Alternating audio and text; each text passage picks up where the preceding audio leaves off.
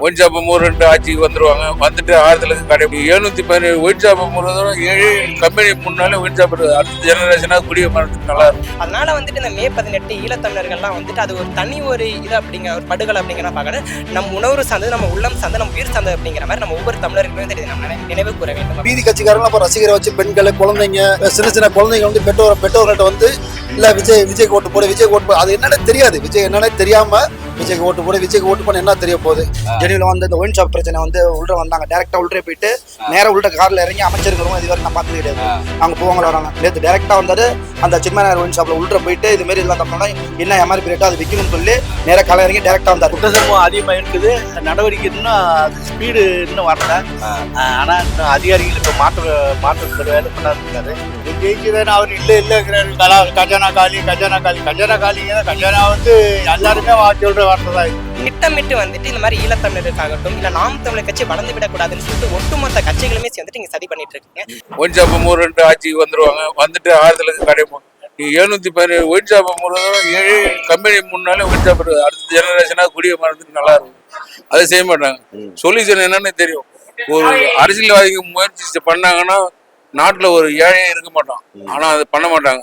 ஏழையா வச்சு இலவசத்தை கொடுத்து அவங்கள வந்து அரசியல் பண்ணி கோட்டருக்கு கோயில் பிரியாணி ஓட்டு போட வச்சு அவங்க அரசியல் பண்ணணும்னா அந்த 100% மக்கள் 35% மக்கள் நோ டெமோக்ரஸி எனக்கு அரசியலே வேணான்றாங்க. உங்க ரேஷன் கார்டும் வேணாம், உங்க அரிசி பருப்பு வேணாம், நான் கார் வாங்கினாலும் டாக்ஸி கட்டுறேன், வீடு வாங்கினாலும் டாக்ஸி கட்டுறேன், அரிசி 500 ரூபா வித்தாலும் என்னால் வாங்கி சாப்பிட வசதி இருக்கு, வேலையை பாருங்க ஆட்டுவோம். இந்த 65% மக்களை வச்சுக்கிட்டு அவங்க முன்னேற விடாம பண்ணிக்கிட்டு அவங்கள்ட்ட பண்றதுதான் அரசியல். விஜய் அவர் வந்திருக்காரு, இவர் மாற்று அரசியலுக்காக பண்ணுவாரா? சுத்தமா கிடையாது. நேற்று கூட குற்றன்னு ஒரு சேனல்ல ஓடிச்சு. 7 வயசு புள்ள கற்பழிப்பு, 13 வயசு புள்ள கற்பழிப்பு, 17 வயசு புள்ள கற்பழிப்பு. நேற்று கூட மதுரையில் ஒரு 17 வயசு பையனை 5 பேர் நேற்று இரவு வெட்டி கொண்டிருக்காங்க. இது இப்ப அவங்க இருந்த வரைக்கும் இவர் சொன்னாரு திமுக ஆட்சியில சட்டம் ஒழுங்கு சரியில்லைன்ட்டு. இப்ப இவர் ஆட்சிக்கு வந்திருக்காரு. அவங்களாவது ஏதாவது பேட்டி கீட்டி ஏதாவது கொடுப்பாங்க, வெளியே போயாவது பார்ப்பாங்க. இவர் வெளியே வராம ஏதாவது தலைவர் விசேஷம் நேற்று முதல்ல பார்த்தா ஒரு தலைவருக்கு பிறந்தனால வீட்டுக்குள்ளே போட்டோ வச்சு அதில் மாலை போடுறாரு. இவர் வெளியே வந்து மக்களா செயல் பண்ணுங்க. இவர் வரமாட்டேன்ட்டாரு. இவர் இந்த ஊர்லாம் ஒரு இது இருக்குங்க, வசதியான பஞ்சாயத்து தலைவரை பதவி வாங்கிக்குவோம். கிராமத்து ஃபண்டு, ஊராட்சி ஃபண்டு, எம்எல்ஏ ஃபண்டு, முதல்வர் ஃபண்டு, மத்திய அரசு ஃபண்டு இதெல்லாம் வாங்கி ரோடு போடணும், லைட்டு போடணும், தனி குடிநீர் வசதி, சாலை, மருத்துவம், மின்சாரம், குடிநீர், கல்வி, இது 5 சேர்ந்ததான் அரசாங்கம். அதை எவனுமே ஒழுங்கா பண்ண மாட்டாங்க.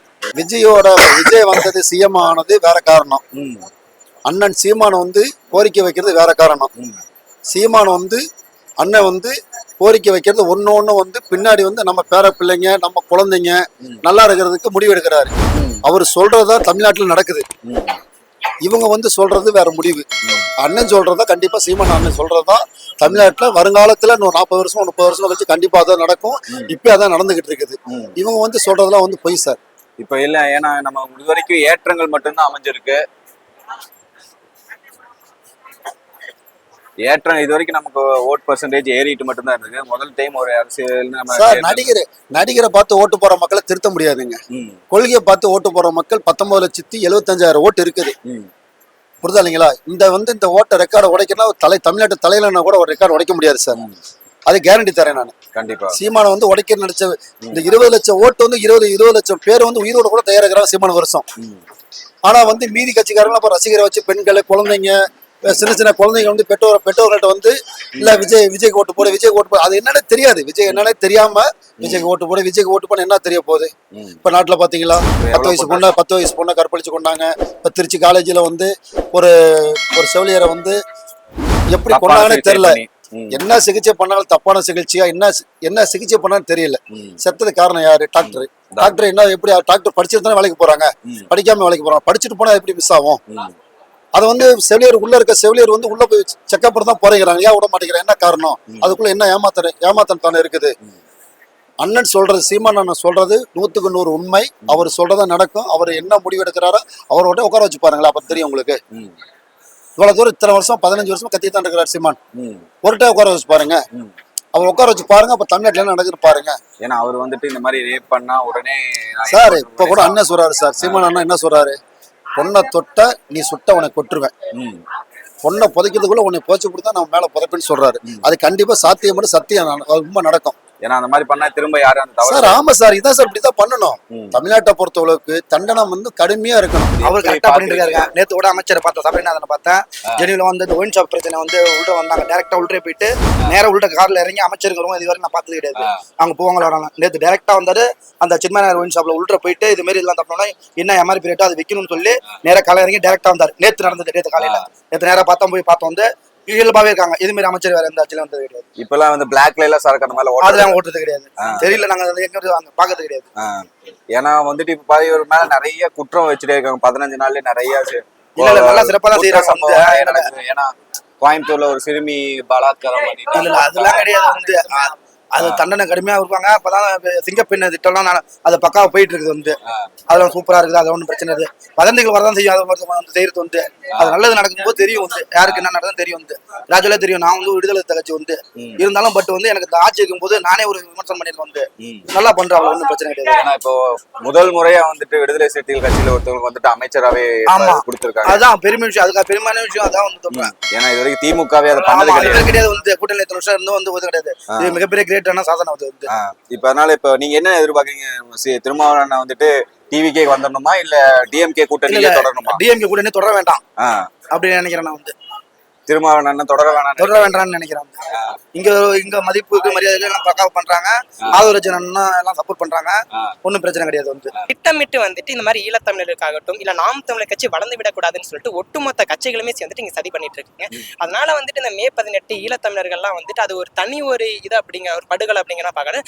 நம் உணர்வு சார்ந்தது, நம்ம உள்ளம் சார்ந்தது, நம்ம உயிர் சார்ந்தது அப்படிங்கிற மாதிரி நம்ம ஒவ்வொரு தமிழர்களும் தெரியுது நம்ம நினைவு கூற வேண்டும் அப்படிங்கிறத நாங்க பாக்குறோம். பிளஸ் என்னன்னா இது சமீபத்துல வந்துட்டு நம்ம ஈழத்தமிழர் அவரு வந்துட்டு அர்ஜுனா வந்துட்டு அவரே வந்துட்டு நம்ம சீமானாவை கடுமையா விமர்சனம் பண்றாரு. இதுக்கு எப்படி பாக்குறீங்க? அப்புறம் அவரு விமர்சனம் செய்யறாருன்னா அது அவரோட கருத்து நாம் எடுத்துக்கிறத தாண்டி அவருமே வந்துட்டு ராஜபக்சே அவர்கள் வந்துட்டு என்னுடைய தந்தை ஸ்தானத்தில் தானே வச்சிருக்கேன்னு அவர் சொல்றாரு. அப்படிங்கும்போது அவர் அங்கேயும் பேசுறாரு இங்கேயும் பேசுறாரு. அப்படிங்கும்போது அதை எப்படி நாம் எடுத்துக்க முடியும்? அவர் வந்துட்டு என்ன சொல்றதுன்னா வந்துட்டு ஒரு தமிழ் தேசிய கட்சி வந்து இங்க வளர்ந்து விடக்கூடாது அப்படிங்கறத அவரு பாக்குறாரு அப்படிங்கிற என்னோட கருத்தை நான் பாக்குறேன். அவர் இங்க சீமான அவர் வளரக்கூடாது. அது நம்ம தமிழர் வந்துட்டு நம்ம வந்துட்டு தோல்வி அடையிறதுக்கே வந்து இன்னொரு தமிழரா தானே இருக்கிறாரு. அவர் வந்துட்டு சப்போர்ட் பண்ணி பேசணுங்கிறத பார்த்தா அவர் சப்போர்ட் பண்ணாதான் தப்பு. ஏன்னா ராஜபக்சே அவர்கள் என் தந்தையா நான் பாக்குறேன்னு சொல்லும் பொழுது அவர் நமக்கு சப்போர்ட் பண்ணி பேசினாதான் அதை நம்ம தவறா பார்க்கணுமே தவிர்த்து அவர் நம்மளை எடுத்து பேசணும் நம்ம தப்பாவே பார்க்க தேவையில்லை. அவரும் வந்துட்டு நம்ம இனத்தை வந்துட்டு முன்னேற்ற பாதையில கொண்டு போக நினைச்சா அது கரெக்ட். அவருமே வந்துட்டு நம்ம இனத்தை வந்துட்டு நம்ம அடுத்த கட்டத்தை கொண்டு போக நம்ம பேசிட்டு இருக்கோம். அதை தப்பா பார்க்கும்போது அவர் எப்படி நம்ம சரின்னு எடுத்துக்க முடியும்? அவருடைய ஏத்துக்கவே முடியாது ப்ரோ ஒருபோதுமே. பிளஸ் என்னன்னா இப்ப இந்த தேர்தலோட தோல்வியை எப்படி பாக்குறீங்க? ப்ரோ இதை வந்து நம்ம ஒரு தோல்வியாவே பார்க்க முடியாது ப்ரோ. ஒரு ஸ்டெப் வந்து நம்ம பின்வாங்கி இருக்கிறதா தான் பார்க்கணும். இதை நம்ம ரீபில்ட் பண்ண போறோம். அதே மாதிரி நம்ம தோல்வி என்பது வந்துட்டு நம்மளுக்கு வந்துட்டு புதுசு கிடையாது. நம்ம அடுத்த கட்டத்துக்கு இது வந்து இன்னும் கொஞ்சம் உத்வேகமா தான் நம்மளை பயணிக்க கொண்டு போகணும். அவர் ஜெயிச்சுதானே அவர் இல்லைங்கிறாரு. கஜானா காலி கஜானா வந்து எல்லாருமே சொல்ற வார்த்தை தான் இது.